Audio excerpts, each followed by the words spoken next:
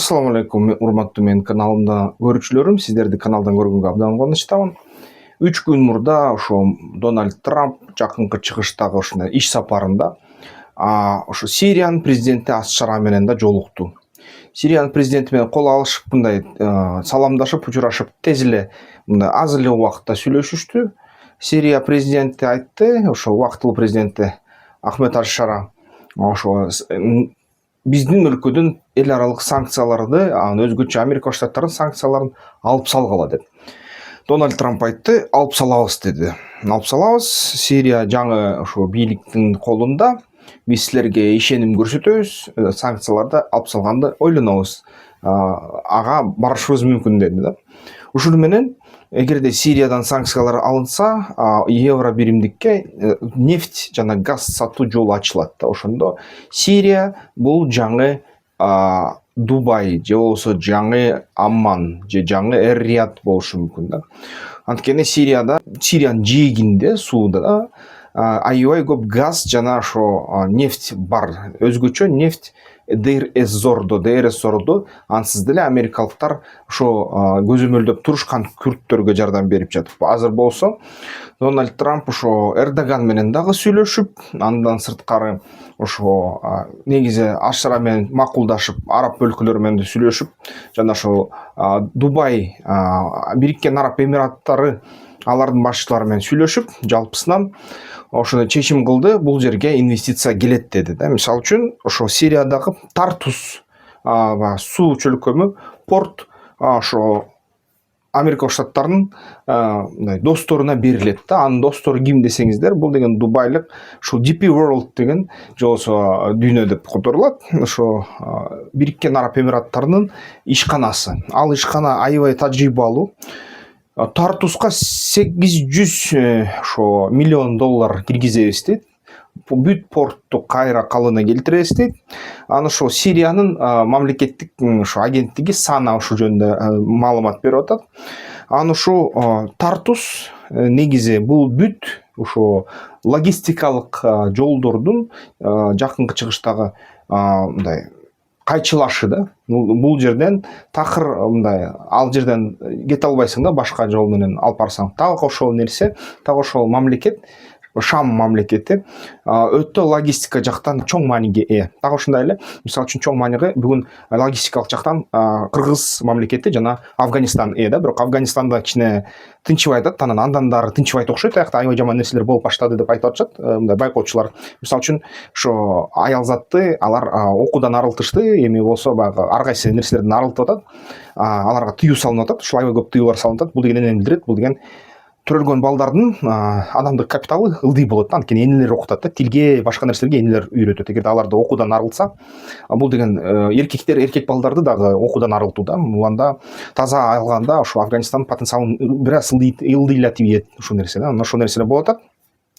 Биз да ушундай Шам сыяктуу Афганистанда биз да ушундай кайчылаш жербиз да. Бул жерден логистикалык жолдор өтө турчудай. Эгерде логистикалык жолдорду курса, бул аябай миллиарддаган акчаны үнөмдөйт жана ошо бүт дүйнөнү бириктирет да. Дагы ушундай эле нерсе Шам мамлекети болуп жатат. Ушул жерден эгерде ошол Тартусту берсе, DP World бүт дүйнө жүзү менен соода кылганга ошол Тартус портуна жетишет. Жана бул Араб Эмираттарында дагы аябай пайдалуу нерсе деп эсептелинет да.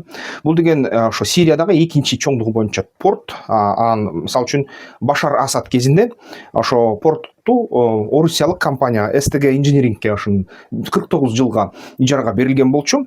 Анан ошо 2019 жылы инвестициялык контракт түзүлгөн болчу.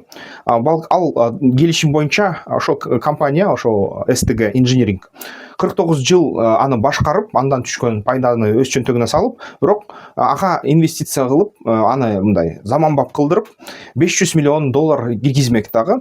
Жана ушул Тартуста аскердик кемелер базасы Орусияныкка жайгашкан болчу. Анан жаңы Сириянын өкмөтү ошо Асадты түшүргөндөн кийин бийликтен тез эле ошол келишимди айрышты да. Ошол келишим жокко чыгарышты. Ошон үчүн ошол карасак 25-жылдын баш атынан алып ал келишим иштебей калды да. Анан ошол меморандум жазылгандан кийин Сирия өкмөтү менен бүгүнкү күнү Дональд Трамп Сириядан толугу ошо санкцияларды чечем дегенден кийин дал ошол эле заматта жаңы ошо меморандум деп коет, келишимдин алдын алуу келишими да, мындай келишим түзөбүз деген кагаз да. Ошол кагазды Дональд Трамп ошо санкцияларды чечер менен кол коюлду да ошол кагазга. Анан ушул негизи макулдашылган чечим болгон. Ошо Сауд Аравиянын ошо ханзадасы Мухаммед бен Сальман жана Түркия президенти Реджеп Тайып Эрдоган менен Трамп акылдашыптыр, алар менен сүйлөшүүлөр жүргүзүптүр, алардын кеңеши менен ушуну жасап жатат. Эр-Риядта ошо кыска аш чара менен жолуккандан кийин да ушул чечим жасалып жатат.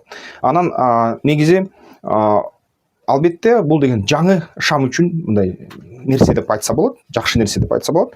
Анткени ошондо бул баягы логистикалык жол кийин нефть баягы продуктыларын өткөргөнгө аябай жакшы. Жана ушундай сүлүк кылынган газ же болбосо түзмө түз кандайдыр бир кошумча нефттен жасалган ошо ар кандай продукцияны сатканга, топтогонго, Европа жака жибергенге чоң жардам берет. Кипрдан айланып ошондо Туркияга бензин келет. Европа чыгыш Европага дагы газ, бензин келе баштайт. Алар анда ошо бүгүнкү күнү энергетикалык Украина Россиянын ортосунда башталган согуштун азабынан башталган Европадагы энергетикалык кризисти жумушартат же болбосо жокко чыгарышат. Бирок ошо Шам аябай байыйт да, же болбосо Шамды башкарууга алган компаниялар да байыйт. Мындай нерсе болушу да мүмкүн. Ошон үчүн жаңылыктар ушундай. Сиздер эмне деп ойлоп атасыңар ушуга? Бул жакшы көрүнүшпү? Инвестиция келиши дайыма жакшы, бирок ошо келип жаткан абалы кандай, анын геосаясий кандай ой пикирлериңерди бөлүшсөңүздөр болот комментарийлерге. Эмки видеолордон көрүшкөнчө. Аскер тактикалык федерация уюштурган, көп учурунда ошонун мүчөлөрү уюштурган да жеке ошо эс алыш күндөрү болуп өткөн оюндар бар.